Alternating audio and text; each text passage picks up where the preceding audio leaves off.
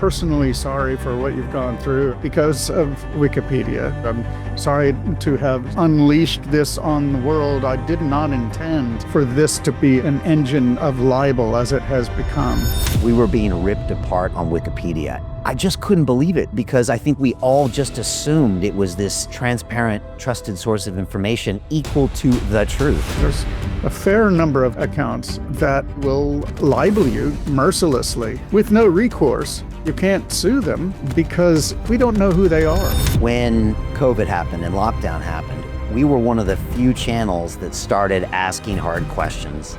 We had the second largest YouTube live stream in the world, and that episode was banned and deleted 10 minutes after we finished it. Spy agencies are very much engaged in shaping public opinion in one way or another. It was shocking. We didn't think that there would be a censorship regime, and Wikipedia was definitely part of that.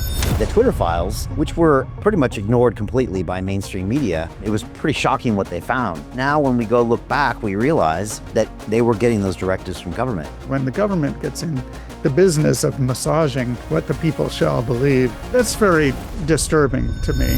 How we can turn Wikipedia around. All I'm proposing is that there be an editorial assembly to make needed changes to Wikipedia. Neutrality is acknowledging that people are ultimately going to end up carving up reality for themselves, and we ought not to impose our views on others.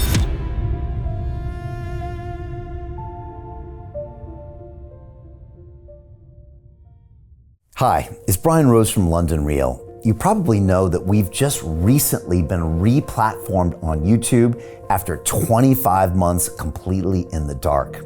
The truth is, I really need your help. What I really need you to do is click on that subscribe button right now, like this video, and maybe even leave a comment or share the link with friends.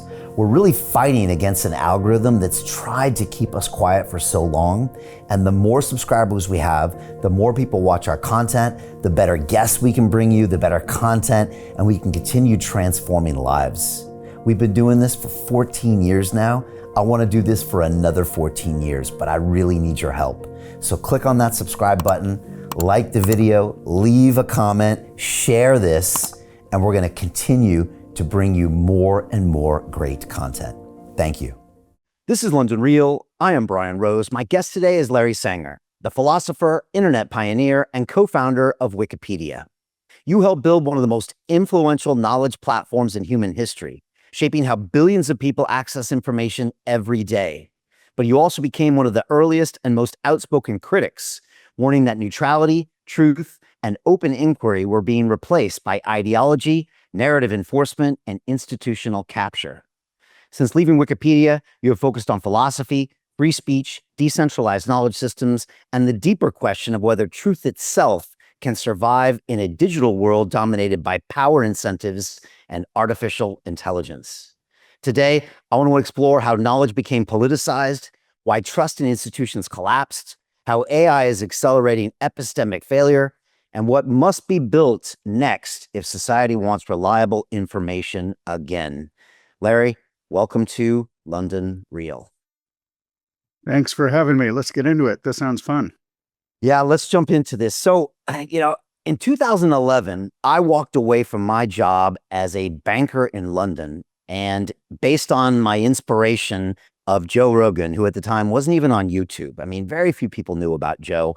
I was into my fighting and mixed martial arts, so I knew him as the commentator of the UFC, but I was watching his podcast when he was literally on a sofa with his friends on Ustream. It was so low tech, it wasn't even funny, Larry.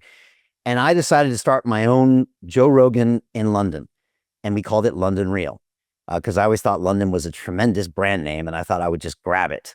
And, this was in 11, and I still remember getting our first Twitter account. And again, social media is still newish. Instagram didn't exist back then. Facebook, it didn't even have like a business page. You had to kind of co-opt a personal page. And, it was still the early days. And, it was something we kind of grew up with the internet. And we kind of grew up with this publishing. And I remember in the early days, just being recognized by something like Wikipedia would have been just a tremendous honor and a sign that we were now relevant, as a show.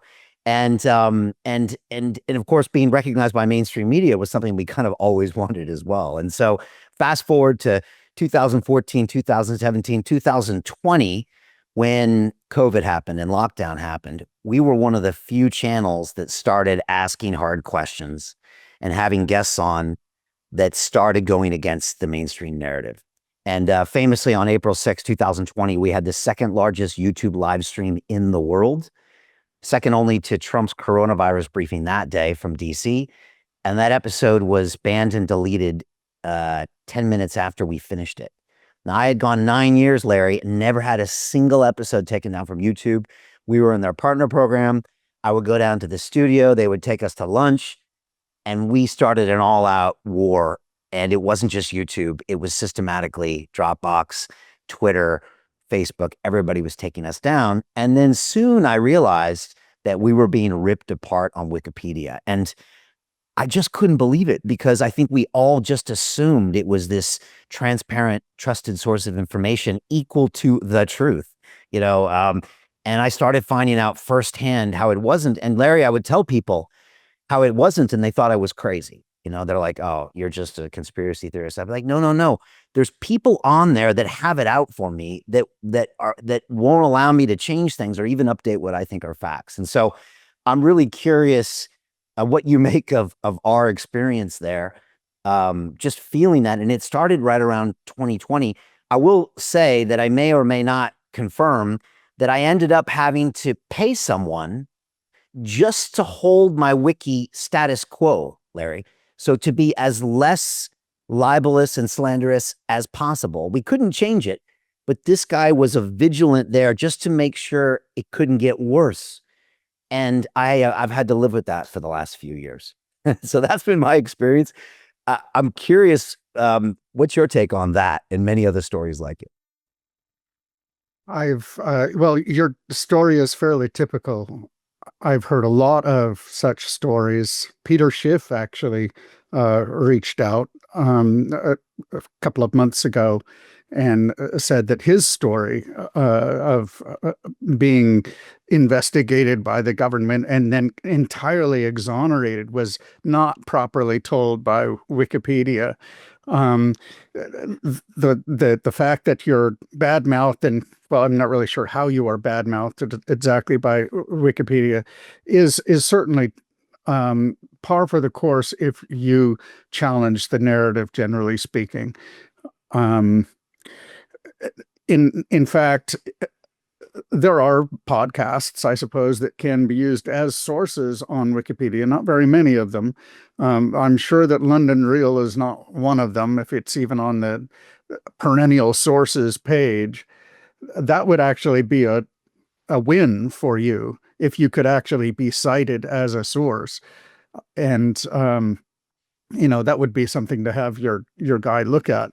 It is absolutely true that people who can afford it will pay and have maintained their pages by PR firms that specialize in working on Wikipedia.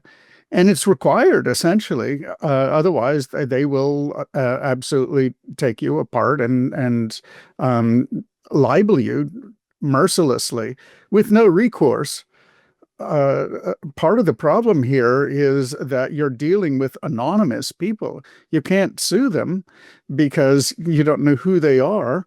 And you can't sue the Wikimedia Foundation, which is the owner of the platform, because of Section 230 protections. So, to continue watching the rest of the episode for free, visit our website londonreal.tv or click the link in the description below.